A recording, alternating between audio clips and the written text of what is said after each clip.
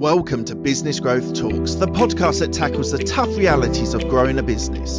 I'm Mark Hayward, and if you're feeling stuck, overwhelmed, or unsure of your next steps, you're in the right place. Each week, I bring you the real strategies that successful entrepreneurs have used to push past difficulties, boost revenue, and build a stronger, more profitable business. Scaling up, keeping customers, managing cash flow, and building a team is tough, and the stakes are high. Our guests share what worked, what didn't, and the critical lessons learned along the way. Stay tuned for strategies, insights, and advice you need to tackle challenges head on and take your business to new heights.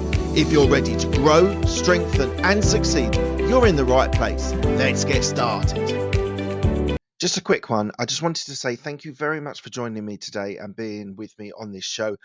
One thing that is really important that I want to share with you is this show is growing really well, and I'm so proud of it, and I'm so pleased that you're enjoying this content. But if you could please hit the follow and subscribe to this channel, it will really help the channel on its being able to grow and the people that we can have on this show.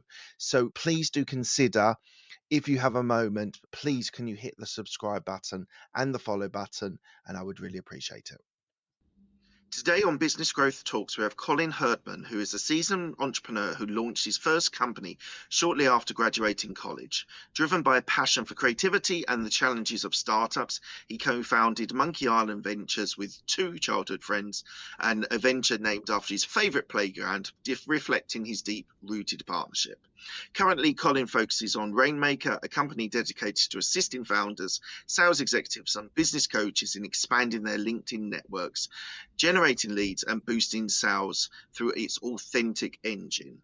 Also, Colin serves on the board of the Minnesota Blockchain Initiative, contributing to the growth and education of blockchain in the community. Hello, Colin. How are you today? I'm doing excellent, Mark. Thanks so much for having me. Really looking forward to this chat. Absolute pleasure. Thank you so much for being here. We were just talking offline that the curse of having lots of different projects on at the same time. It seems like you've had interests and projects and businesses that you've run throughout your life. So hopefully we'll be able to deep dive into some of them and really find out how you've been able to grow them. So thank you for being here. Yeah, I'm really looking forward to this. First question I ask all of my guests is, what does a business mindset mean to you? I think a business mindset for me is really more than anything is, I think, optimism and perseverance. As a business owner, you don't have a false sense of optimism, but you have to feel optimistic about your ability to create things of value, things that your customers, your prospects will be compelled to want. And to me, that optimism is what makes entrepreneurship such a wonderful thing, and why I think we need a lot more of it in the world. Entrepreneurs and entrepreneurship at its core really is a creative endeavor. You have an idea, you see a pain, you see a need, and that spawns creativity, whether you're building a product, providing a service. And to me, that creativity is what really makes entrepreneurship and human beings such beautiful things. And that's, I think, for me, such a driver for me wanting to spread really knowledge about entrepreneurship.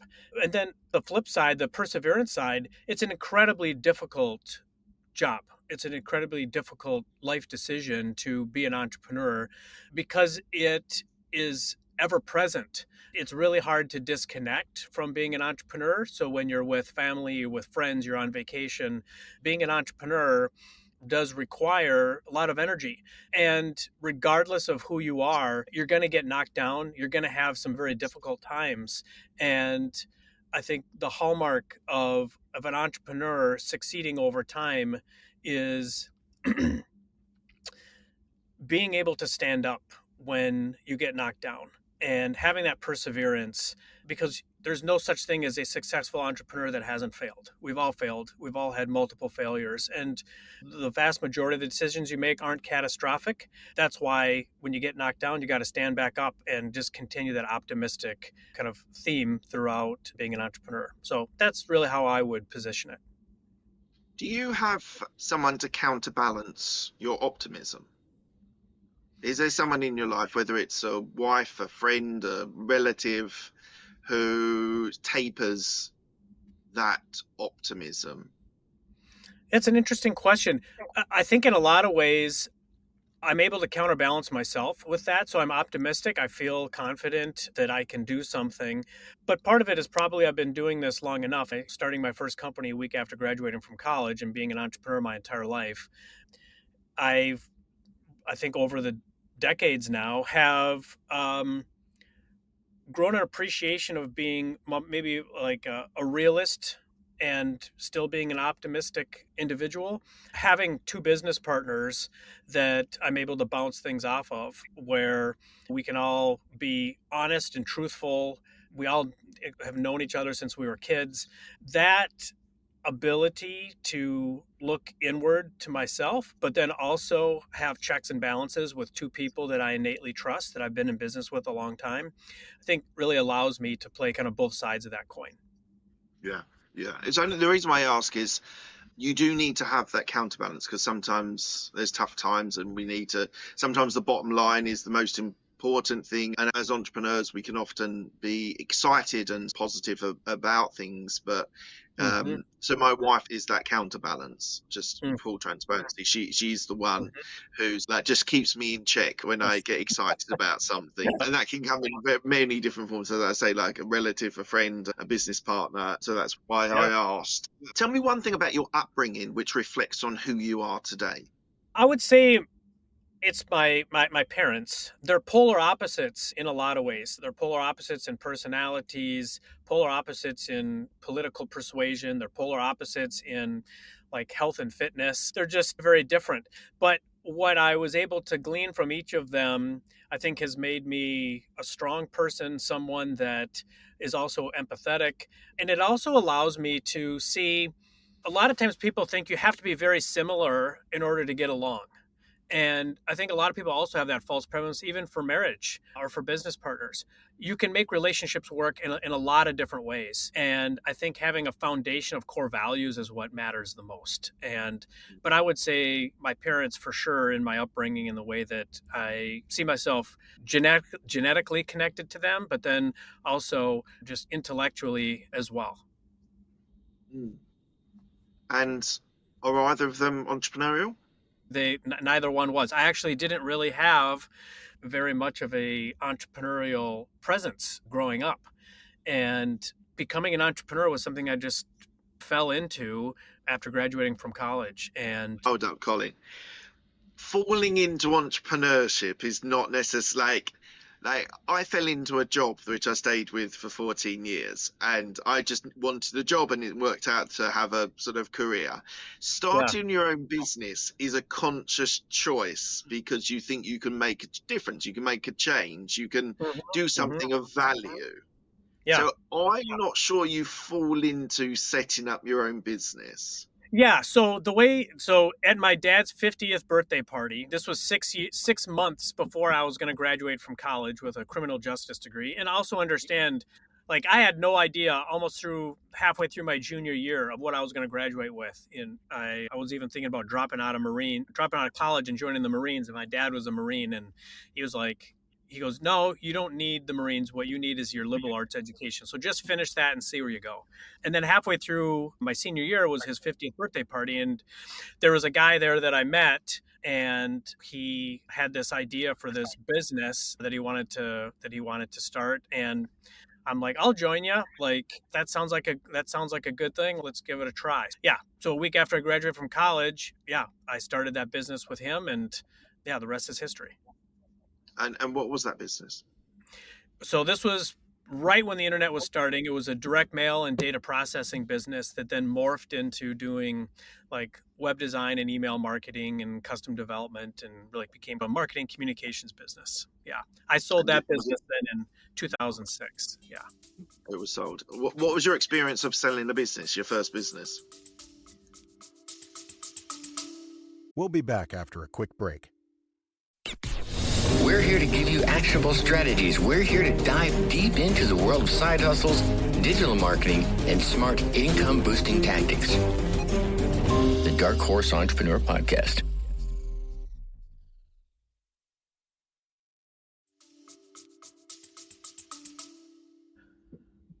I was burned out and I was ready to exit. And it was really a great choice because I didn't have an innate love for the industry. I'd done it for a decade and I was ready to be done. And that's what kind of was the springboard for me getting into business with Josh and Zach. And so it was good timing, and I really enjoyed the experience of starting something from nothing and growing it into something. But I was ready for a new adventure at that point. So tell me about the business that you started with your schoolhood friends, Monkey Island Venture. Yeah. So I had just sold my first company, and Zach was transitioning a children's publishing company into a sale, and Josh was moving back up here from Uruguay. His dad's side of the family is Uruguayan. And the three of us was just kind of serendipity that these three childhood friends were coming into contact again, and locally, all here in St. Paul, Minneapolis. And yeah, we were just talking about entrepreneurship and wanting to start something. And so we created Monkey Island Ventures, which is named after a park that three of us played at. We've all known each other since we were about 5 years old. And we got into software as a service, kind of building a marketplace was the first business that we launched, and we raised investment. And you could almost think of it as a mashup of, in America, we have Craigslist and like Facebook, and creating this marketplace, which didn't succeed, but we parlayed that into some other business opportunities and entities that we can get into as well. But I'll pause here and just see if you had any other follow-up questions. No, that's great. Thank you for sharing me. So let's move forward to Rainmaker. So why don't you tell me what it is and who you serve and how it helps people? Yeah, sounds good. There's two main businesses under Monkey Island Ventures right now: Agurian, our digital marketing company, and Cloudburst, our software development company. And those companies, we have about 40 employees between the two. And so we've also launched our own products over the years, software products, while we built those companies up. And I'd been doing a lot of growth hacking really through cold email and on LinkedIn over the last 6 years. Come January, I went to Josh and Zach and said, I think I could build a real company out of this process and software that I've built out over the years and provide a LinkedIn growth service for businesses. And they said, go for it. I launched Rainmaker in January, and that's what I've been working on full time now. And I'm really using Rainmaker as a way to help other businesses use LinkedIn the way that they should be, and using automation as a way to help lift the burden of doing some of the manual tasks on LinkedIn. So, when I think about LinkedIn, I think about it almost in three layers. The first layer being philosophical, the second layer being around audience and building audience intent, and then the bottom layer being really campaigns, or how do you activate your audience on LinkedIn, right? What are the specific things you're doing on LinkedIn to actually gain traction? Philosophically, everyone needs to approach LinkedIn with being authentic and genuine. And I think most people do. That's pretty much just table stakes. You got to be authentic and genuine, both for yourself and how you communicate using a conversational tone on LinkedIn, but then also honing in on the brands that you represent and being authentic and genuine in how you represent those brands on LinkedIn as well. The second thing is you have to come with an educational mindset. Nobody wants to be sold on LinkedIn. I think we all get those messages where people are trying to book meetings with us right away, sending us messages where they're trying to sell us right away. That doesn't work. So you have to come with an educational mindset, because although no one wants to be sold on LinkedIn, I think virtually everyone is willing to be educated on LinkedIn. With that mindset, you also need an experimentation mindset. So you're going to try different things. You're going to see what works. You're going to double down on those things, and you're going to continue to bring new features that LinkedIn is promoting and building into the platform, and continue to try and use that experimentation mindset over time. And then the last thing, and this is, I think, maybe the most important thing, which is you have to understand the pains and the barriers your prospects are trying to overcome. You need to know what it is that they want to be educated on. And most importantly, you have to know what it is that you can teach your audience that they want to learn from you. And if you can crack that nut, I think any business can be really successful on LinkedIn, but you have to figure out what it is that your audience wants to learn from you and what you can teach. So that's my philosophy, really, being authentic and genuine, having an education and experimentation mindset, and then figuring out what it is your audience wants to learn from you. So I'll pause there, see if you have any questions before I jump into audience. Well, we can go in so many different directions with it. I am incredibly frustrated with people sending me never spoken to people or just first connected and then wanting to sell. I don't understand why people do it, because I can't imagine the return is very Yeah. good at all. Everyone I speak to either ignores or doesn't respond at all, or just says no. So it's interesting that people are still hammering on that door. But I love that whole idea of being authentic and educational, because what I found success on LinkedIn is really talking about podcasting, whether it's from a podcaster point of view as a host or podcast guesting a service as well. And some people aren't aware of podcast guesting as you can hire someone to do that service. So Yeah. I've spent 2 years at least trying to educate people on that. And what's really interesting about, you've got to take it as a long-term strategy as well. That's right. Like, I released tons of posts about podcasting and podcast guesting, and I still get outreach from people wanting to know more about the podcast guesting service. So that whole idea, and it is authentic to me. I do love podcasting. I love the medium. So I think it's really important, and like, just delve a little bit deeper into that from your point of view. When you're looking to do that educational piece and bridging into sales, what are the ways that people can do that? Like, is there a strategy of how many posts you should do? Because I've heard things like you should have a carousel once a week, you should have a poll once a week, you should have a couple of written posts, you should have a couple of video posts to keep the variety of different content that you're providing. How do you, when you're helping your clients, how do you help them with the type of posts that they should be putting on LinkedIn? Yeah, that's a great question. So there's a pretty strong demarcation line between what I'm doing with Rainmaker and then what my clients are doing themselves.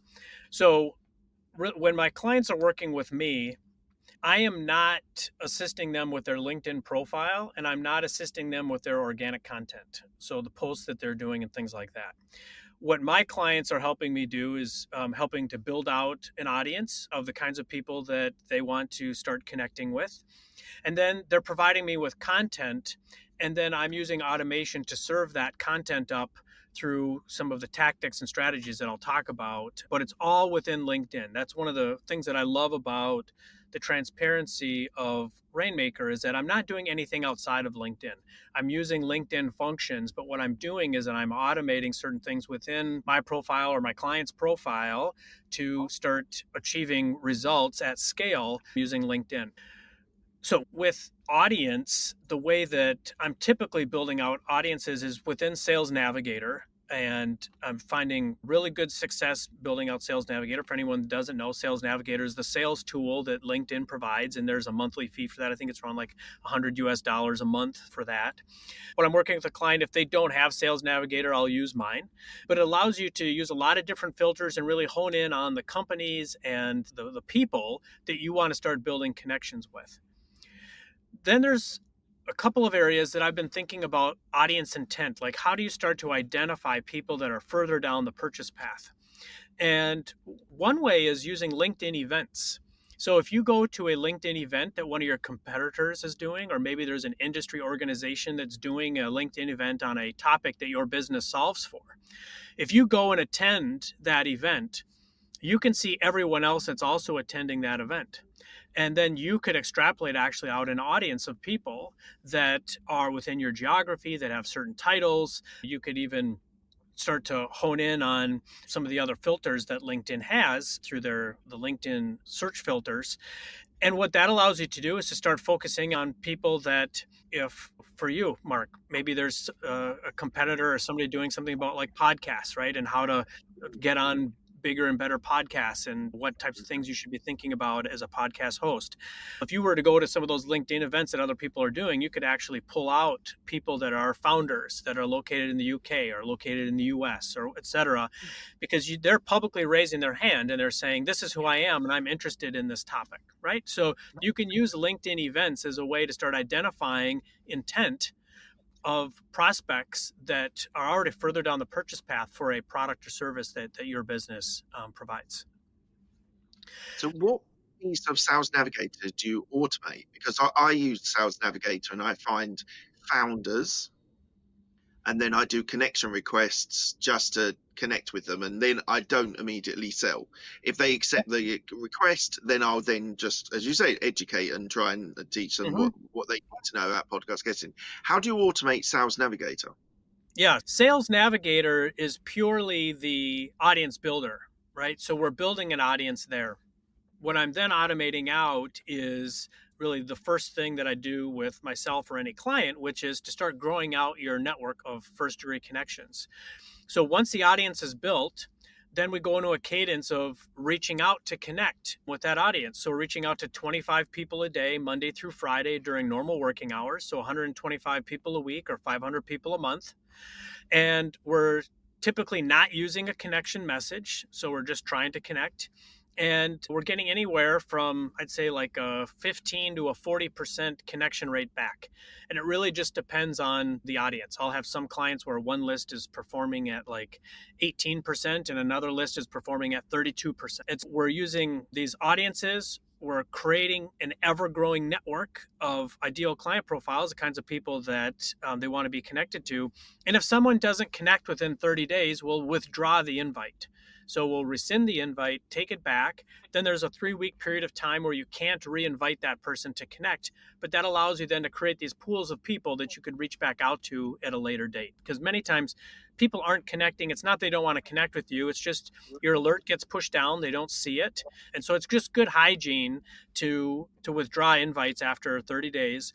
And that cadence of 125 people a week is also nice because it allows you to still connect organically. Like if you go to an in-person networking event and you want to connect with a few people at the event, you're still not hitting the upper limits of what LinkedIn wouldn't want you to go over. So that's really the first foundational thing that we do is start growing out the network. Because to your initial question around like content and posts and all that, you want those posts to show up to your ICPs. As you're growing that audience over time, it just gives you a larger audience of potential people that would see those posts that you're doing. So that's the first thing that we put in place is growing out the network. Who are your ideal clients? I would say my clients really span industries. So I have solopreneurs, fractionals, all the way up to 500-person companies, and I have 7 of their salespeople on Rainmaker. So I think anyone that is sitting in a sales or marketing seat and they want to better leverage LinkedIn through a authentic and educational process is an ideal client. So there's 2 other strategies that I want to get into, but I'll pause here again, Mark, just to see if you had any other questions on what I've covered so far. We can cover those 2 things in a minute. I'm just interested about LinkedIn and your business model. So do you think LinkedIn with over 1 billion users now is saturated? No, there is so much room to grow. Honestly, I get the question from some of my clients, like, what if my prospects aren't on LinkedIn? So one of my clients is a manufacturing company, and they're going after other companies that need specific parts manufactured. And they weren't sure whether or not their prospects are on LinkedIn. And I said, I can almost guarantee your prospects are on LinkedIn. And whether they connect back with you or not, we'll have to see. Just know 90% of the people on LinkedIn are lurkers. They're not posting content. They're not doing anything, but they're going there. They're looking at the content. And LinkedIn is a monopoly. There's no other business social networks. So when people want to think about business-oriented content, LinkedIn is really the place that people go. And it's growing by leaps and bounds globally. So you're in rare company when you are posting content and when you're doing it thoughtfully and when you're curating an audience thoughtfully. yes, I think there's just tons of room to grow still. And I think, LinkedIn, Microsoft bought LinkedIn, and they are going to continue to put massive resources into that because it's already delivering a good return for them. What's some of the common mistakes, misconceptions that that your clients have about LinkedIn and how you can help them on LinkedIn? I think a lot of my prospects, they're not sure how to begin to create a pipeline of like leads and sales. And they're so focused on the posting part of LinkedIn, the organic posts, which that is important. You still need to do that, but that's really all they see. They're not thinking about some of the other ways that they could leverage link, which again are just the beauty of what I'm doing with Rainmaker is I'm not doing anything outside of LinkedIn. I'm just automating aspects of LinkedIn, which to me is more around, I would say, the relationship building, the one-to-one outreach. It's not focused on, and I think most people, when they think about social networks, they think about connecting and then organic posts, right? They think about, okay, what post am I going to do and how many likes and comments am I going to get on that? I'm not even focused on that with Rainmaker. And so I think that's something that businesses need to hone in more is thinking about LinkedIn as more than just an awareness building tool. It absolutely can be used to drive leads and sales if you use it the right way. So, so a client comes to you and says, I want to use LinkedIn, really leveraging it. What can you do to help me build an audience and Mm-hmm. build some sales from LinkedIn? Mm-hmm. Yep. Yeah. Me, the way that I've set Rainmaker up is to almost be like a white glove SaaS. And for those entrepreneurs out there and aspiring entrepreneurs, starting a service company is a wonderful way to start generating revenue right away without having to put all this time and effort into a product and giving a product only experience and then coming to realize nobody really wants my product and now I just spend all this time and money on something and now what do I do? Okay, I've been there. We have built SaaS products where we had no customers, we weren't even talking to anyone. We just thought it was a good idea. And so we built it and it failed.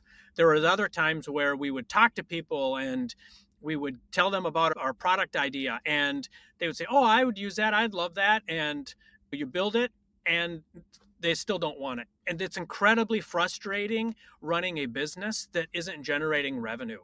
So what I like about Rainmaker is, yes, I have software and I have process, but it's in the back end and the interface is with me. And so I'm interacting with my clients and I'm providing it as a service. And then my pricing is right up on the website. It's almost like a SaaS where it's $199 a month if I'm growing your network and then withdrawing invites after 30 days, or it's $499 a month if I'm doing that plus like 11 other campaign types. There's no contract. It's just month to month. I've tried to make it the model transparent and also just the way that I'm talking to you about how to use LinkedIn, making that transparent because I want entrepreneurs to be successful. I want sales and marketing people to be successful on LinkedIn. And I don't care if they use Rainmaker or not. What I'm sharing with you and will continue to share with you throughout this podcast, I think are very tangible things that your audience can do. And they can do everything that I'm going to be talking about today. And I've already talked about manually. You could go and follow 25 people a day. You could go build an audience through regular LinkedIn search or Sales Navigator right now and start connecting.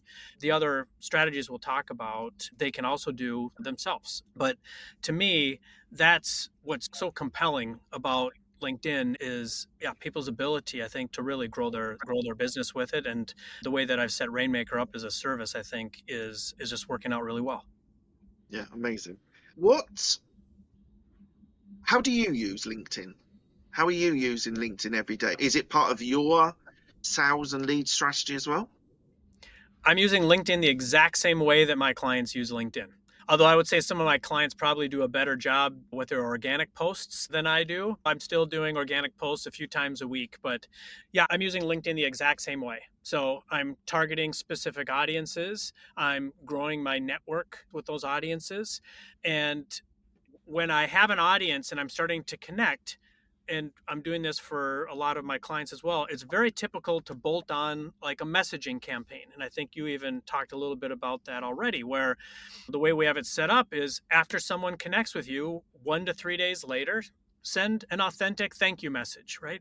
Do not try and sell. Don't even try and help. Just thank them for the connection with no other expectations. I also think when you're using LinkedIn, as someone that sits in a sales or a marketing seat, and I don't care whether you're a solopreneur or whether you're a VP of sales at some big company, we have to emotionally disconnect when we're in the act of selling and trying to get someone to buy from us. If we focus more on the educational part, the buying will come. And that's a very hard thing to do. I've sat in a sales marketing seat my entire life. I know what that feels like. And so with the messages, what I've told my clients is that first message needs to be a thank you message. If they reply, that reply goes into the LinkedIn inbox, and you want to make sure you have LinkedIn turned on to notify you every time you get a new message. Then you don't have to keep going back to LinkedIn and checking to see if you got messages. So if the reply comes, it goes into the inbox. And if there are other messages set up, those will stop because a reply has come in. And then you just take that conversation wherever it goes. If they don't reply, then a week or two later, you send your first message, and that needs to be really value focused. Okay. So maybe you're asking them a salient question. Maybe you're inviting them to participate in a poll you're doing. Maybe there's an asset that your company built that you want to share. Maybe there's an asset that another company built that you would want to share with them. Maybe there's an event that you're doing, an in-person event, or maybe a live stream event that you want to invite them to. Okay. Once you have that first connection, it opens up a plethora of opportunities to leverage different LinkedIn features and functions to get them to start interacting with you in an authentic relationship building way. And so that's really messages to and on really need to be focused on adding value to that person's life, to their work life. Okay. And that's really the basics of grow your network, send them value added messages. And one of my clients, he'd been growing his audience of HR people for years now. We just did a one off discrete message campaign where we're messaging these HR people about a new asset that he had just built out and posted up to his website. And so that's like a discrete campaign where you're messaging people out. So messages and growing your network, I think, are fundamental. And really what the other strategy I wanted to make sure we talked about today were LinkedIn live streams. I think LinkedIn live streams may be one of the best B2B marketing sales strategies that I've ever seen. And again, one of my companies is in digital marketing. And so I very much know the SEO and the paid media landscape as well. The thing about LinkedIn live streams, number one, LinkedIn wants way more people doing them. Okay. LinkedIn is a social network. It's still competing for attention against a lot of these other social networks. LinkedIn will help you promote your live stream, and it's something that's available to everyone. LinkedIn live streams can be done from a company page or from a personal page. The only difference is with a company page, you can ask people to register where they have to put in their email address, and then you get a download of everybody that's registered for your live stream event. But that's also a barrier. People might not want to put in their email. So it's a business decision, something that you can experiment with on whether you want to just keep it just someone pressing the attend button or someone clicking register on a company page. If you create a live stream from your personal profile, then you don't have that option. You only can have the option of people just clicking attend. And the way that, and I have a one-page PDF that I'll send you, Mark, after this, and you could potentially share that with your listeners. And it's mapped out my entire process. Again, that's what I love about Rainmakers. I'm not doing anything outside of LinkedIn. And the process is, number one, building an audience, right? Identify an audience of people that you want to educate, that you want to teach through a live stream. And then you need to create the topic. Okay. So there's 2 topics that I'm using for my live streams, and I'm going live almost once a week. One is learn how to grow your network, leads, and sales on LinkedIn. And then a second one, which I created after realizing how great live streams are, is learn how to do LinkedIn live streams, right? I'm teaching people how to do live streams through a half-hour LinkedIn live stream. Then you got to go and create the event. Okay. You create the event on LinkedIn. and it's super easy, and you identify it as a LinkedIn live stream event. And then after you create the event, then you want to start promoting it. Okay, you need to get attendees there. The first thing that I do is I will send out LinkedIn event invites. Okay, that's an actual function within LinkedIn to invite people to an event that you're doing. It could be a live stream or in-person event, an audio only event, right? But you can invite people. And so then I'm automating out LinkedIn event invites, but you can do it manually if you want. And then there's an option after I do that of following up with everybody that you've invited and sending them a message. So with the Minnesota blockchain initiative that I'm a part of, we had a big event last night, and I created a LinkedIn event for that. I sent out a bunch of invites to about 1,000 people. But then I followed up with a message and said, hey, Mark, I invited you to, or I sent you an invite for our upcoming blockchain event. Not sure if you saw it or not, but in case you missed it, here's a link to the event. Hope to see you there. I don't do that very often. I don't use these follow-up messages that often. But they will help your attendance increase. Okay.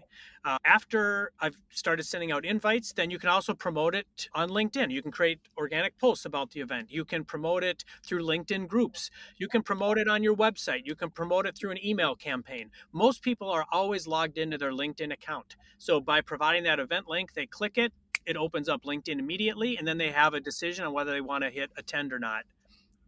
Then So, after, Colin, just a quick question with LinkedIn Lives. Yeah. You need to have an outside platform like StreamYard to be able to do LinkedIn Lives, don't you? That's exactly right. Yep. And so the day of I just wanted my audience to know that you can't just log in and click a LinkedIn Live. You need to have that supporting software to be able to record on it.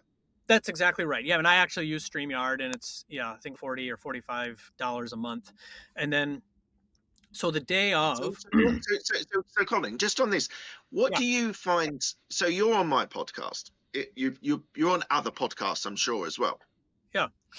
What has been more valuable for you as a person, as a business owner, as you grow in your business, LinkedIn Lives or podcasts? Because it's one of the challenges that I have is that I'm producing content for YouTube as well as the podcast apps as well. And I'm producing all this content here.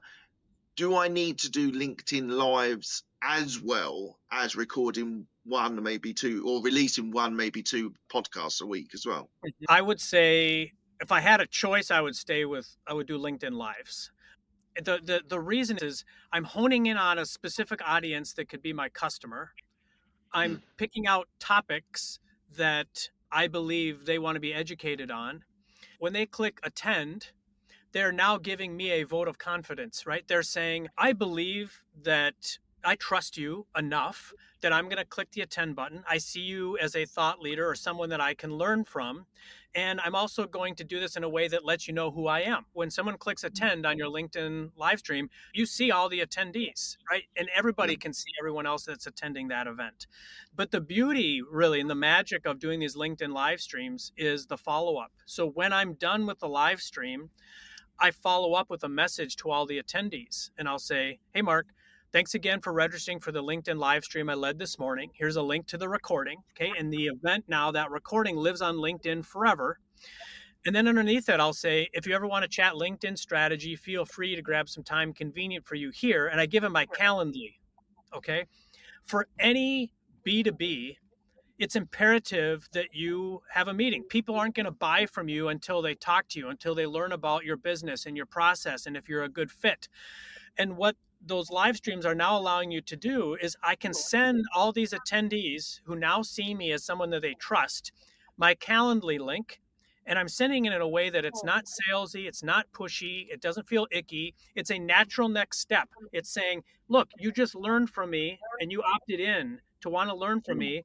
Here's my Calendly if you'd like to continue a conversation one-on-one. And that, to me, is where a lot of the value of doing these live streams is that I'm transitioning attendees to prospects that are having a conversation with me.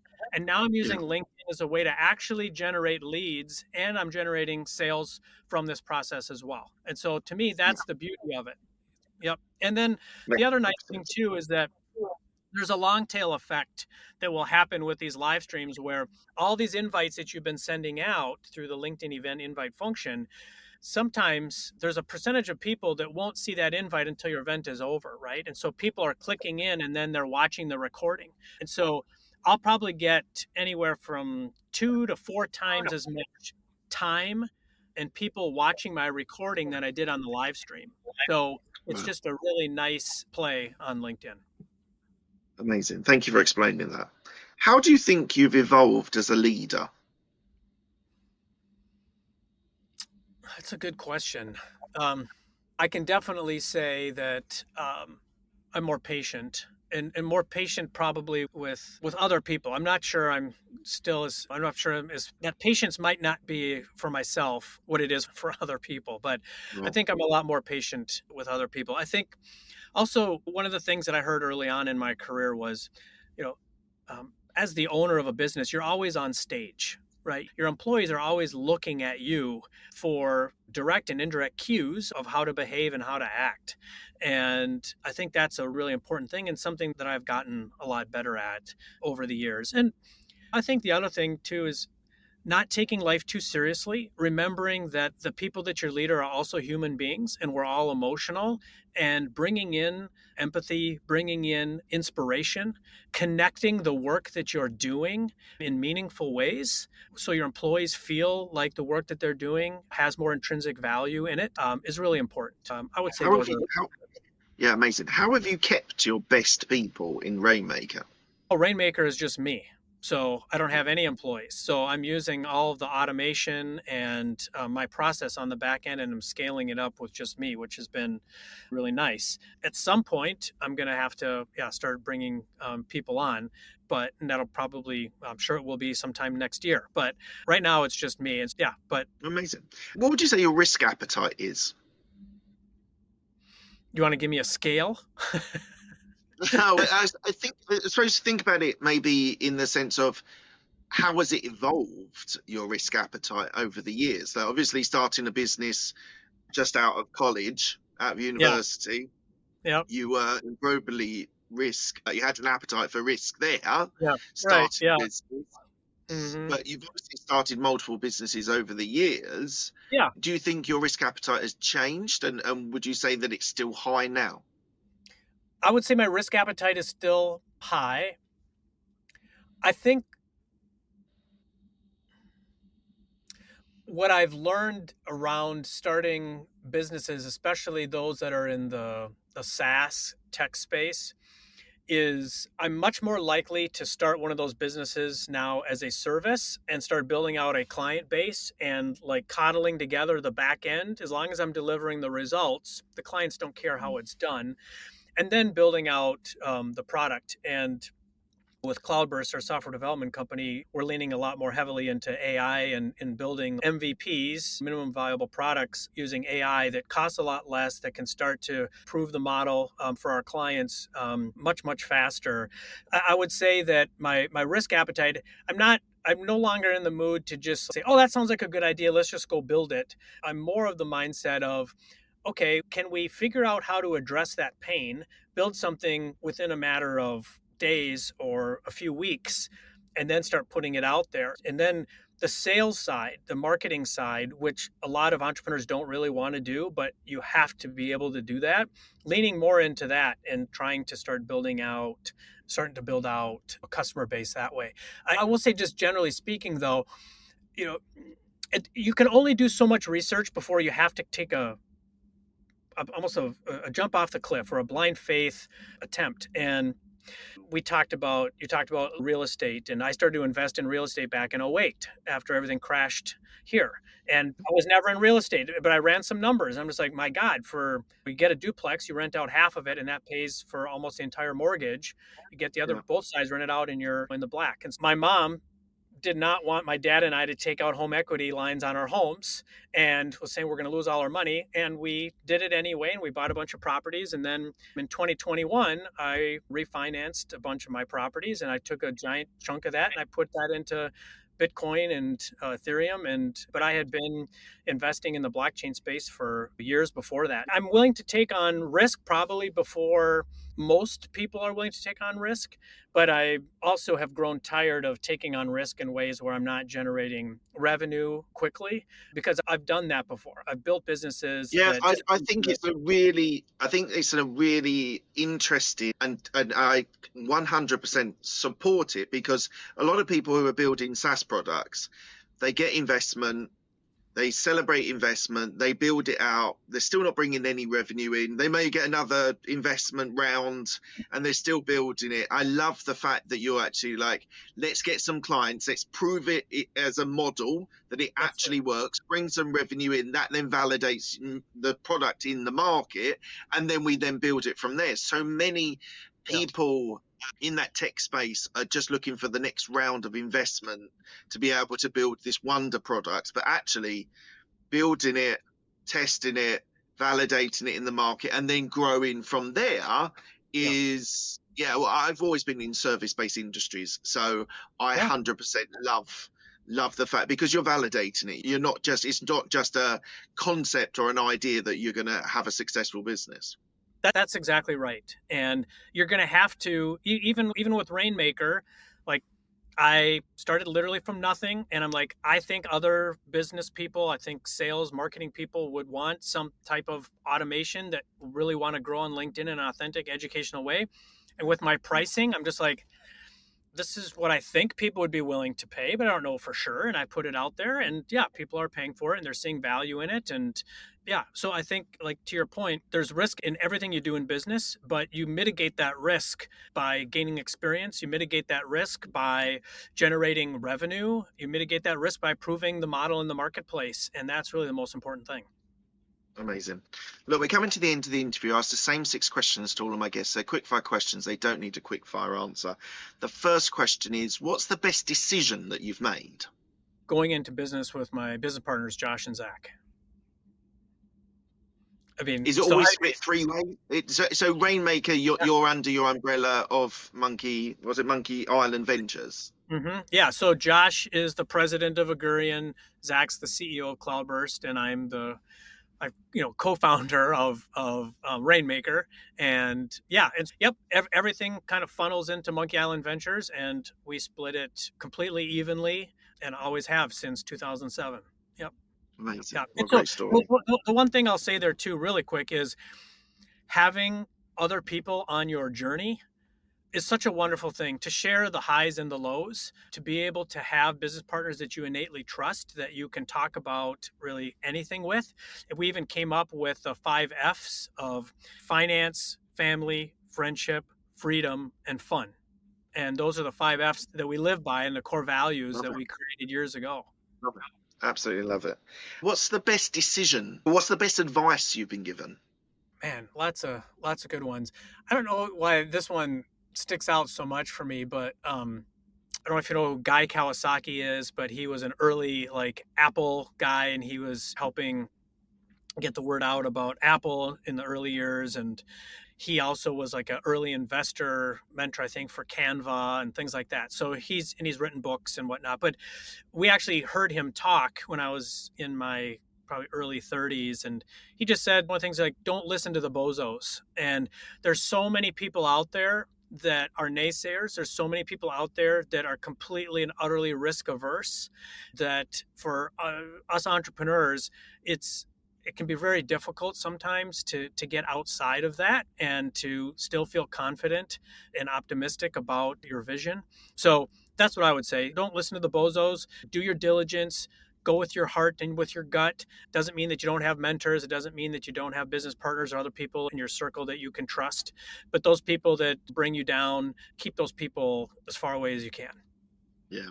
Yeah. And there's also a sort of saying in the UK about real estate, which is, I think everyone has a friend like that. You'll have a friend in the pub or someone you see regularly that will tell you everything you need to know about real estate, about property, but they've never bought a property, any investment fund. You always got that bloke who's always going, oh, I think you should go and do this. You're like, you've never owned an investment property in your life. And there are those people out there, whether it's business, investing, whatever it is, who like hearing the sound of their voices, not necessarily coming with anything to back it up with. Yeah, no, I agree. There's so much noise out there. There's very few people actually doing the work. And that's the hard work, but it's the work that more of us need to do. Who's helped you most in your career?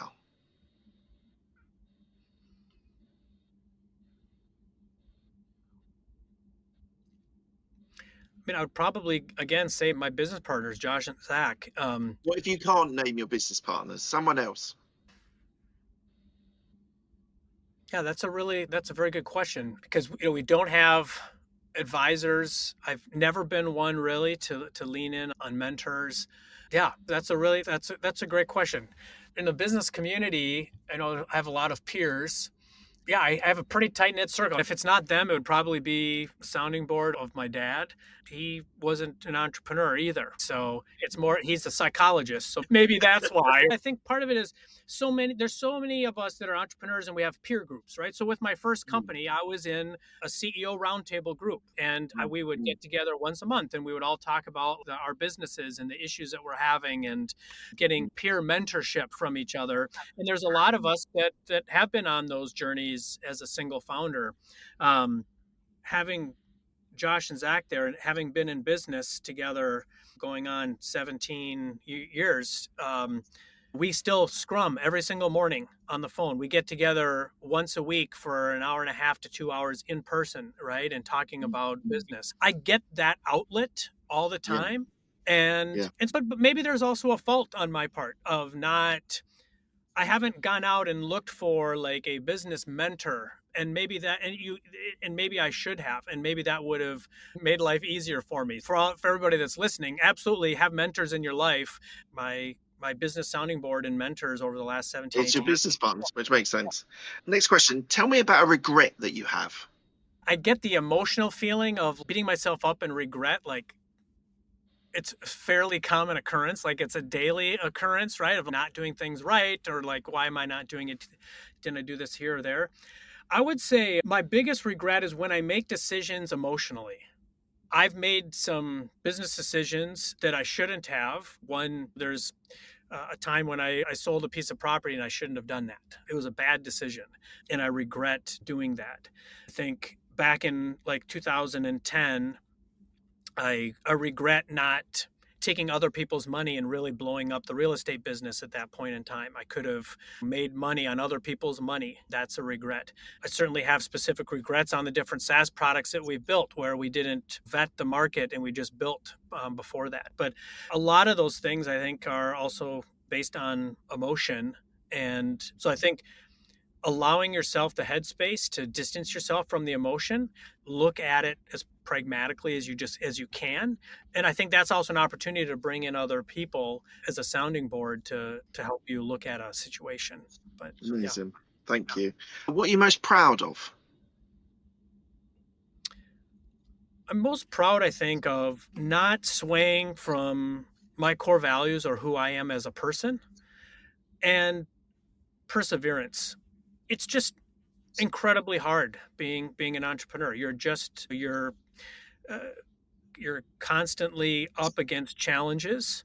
Even when things are going well, you have challenges of thinking about, okay, things are going well now, but what about 6 months from now or 2 years from now? So how do we prepare ourselves if things take a turn?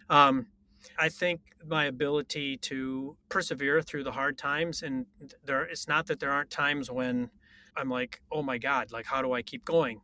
But it's at that point in time where you rely on yourself, you rely on your experience, you rely on your loved ones and your friends, and you pick yourself back up and you keep going. And I don't know if it was, like Churchill that said, if you're in hell, keep going. Something, I don't remember exactly what the quote was, but if that's really it, what are your options? You just have to keep going. And that perseverance, I think, is a hallmark of any successful entrepreneur. Absolutely. Tell me something that most people don't know about you. Well, I've never had to create a resume, so I feel that's a pretty fun one. So That's amazing. That's amazing. That's wonderful. And what does legacy mean to you? It's so funny you bring that up. Mike Tyson just had that huge boxing match. I Yeah, don't know if you saw the yeah, interview I he did. did with like that 12-year-old girl. Then Yeah, he's talking about legacy and it doesn't mean anything and we're just dirt and dust and then it's over and what does it matter? And there's an absolute element of truth to that I agree with. But I do think legacy in a lot of ways represents what you did while you were here. So in that vein, I want people to look back and see that hopefully to some degree I was an inspiration as an entrepreneur, that I was someone that they could trust and look up to as a business partner or as a boss. And I think part of my legacy, there's things that I still want to do, I think, around as I get closer to retirement, around the environment that I feel very much attached to, which I got from my grandparents and my mom. And so I think there's some things that I want to do with my legacy as well. But I think anyone that thinks about legacy, it's just a simple way to think about the things that you did while you were here that you want to be remembered by, as small or as big as you want those to be. amazing. And lastly, where can people find you if they want to find out more about you or your business? So rainmakergrows.com is the site. If you hit free consultation, that books time directly with me.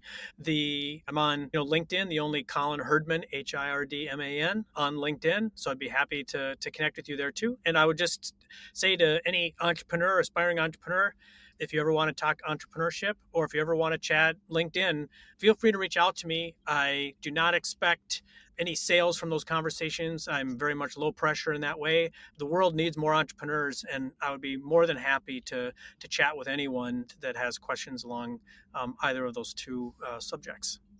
That's amazing. Thank you, Colin. Thank you so much for your time today. It's been really inspiring to hear about your journey and your businesses, and good luck in the future. But thank you so much for being on my show. Thanks so much, Mark, for doing this. I really appreciate it.